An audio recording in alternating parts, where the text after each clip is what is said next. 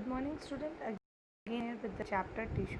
So we had completed the plant tissue and today we will start with the animal tissue. In the previous one I had given you the flow chart. Now today we will discuss with one by one epithelial tissue. Okay, these epithelial tissues are the widespread throughout the body. So it is present in all body. EP means outer, as I had told you.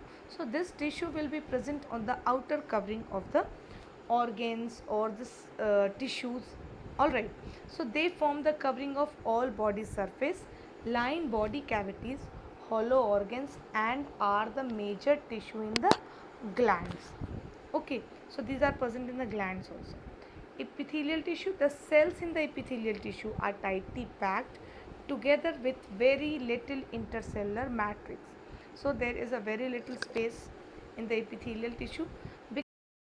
Becomes covering and linings, the cell have one free surface, that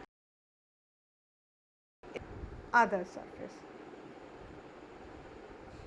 Epithelial tissue, epithelial cells may be squamous, cuboidal, columnar in the shape and may be arranged in a single or multiple layer. Now, characteristics of the epithelial tissues. These can be the single layer or multi-layered, means a single layer can be there or more than one layer of the cells can be there. The tissues have the power to generate. So regeneration power it is having. They are held together by the gap junction tightly junctions. Plasma membrane of these cells is specialized into flagella, cilia and microvilli as per requirement.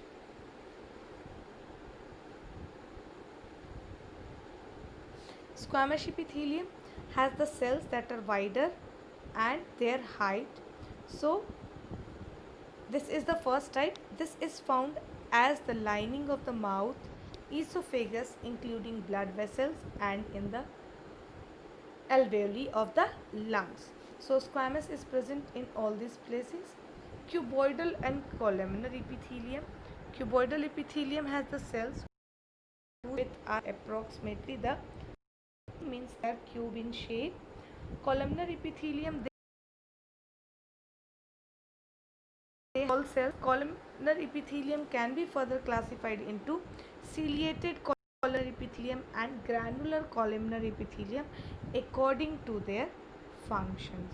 Now stratified, all these we have studied before is the single layer, but here the stratified will have the more than one layer. That means the compound, we can call it the compound epithelium also, made up of two or more than two layers of the cell and mostly has a protective function. Granular and columnar. The granular epithelium is made up of cuboidal cells. They are specialized for the secretion. Unicellular isolated granular examples are globulate cells which are present in the stomach. Multicellular, a cluster of cells, example salivary gland. So when we talk about the unicellular single cells, it is the globulate cells present in the stomach which releases the gastric juice and produces the mucus also. And multicellular, a cluster of cells, that is the salivary gland. We can refer the salivary gland for this. The columnar or the cuboidal epithelium may bear the cilia and are referred to the ciliated epithelium. They help in the movement of mucus in a specific direction. They also helps in the movement of ovum in the fallopian tube, and as we say mucus, that means in the bronchioles. Now the functions of the epithelial tissue. Epithelial tissue give protection. It is the first line of defense against any kind of mechanical injury, chemical exposure, excessive fluid loss and infection.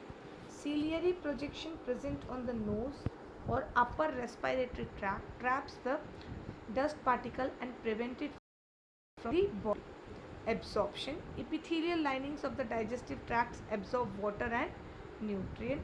Exchange of substances, I told that it is the single layer cells and tightly packed epithelial tissue regulates the exchange of substances between the body and external, as well as internal exchange between the different parts of the body.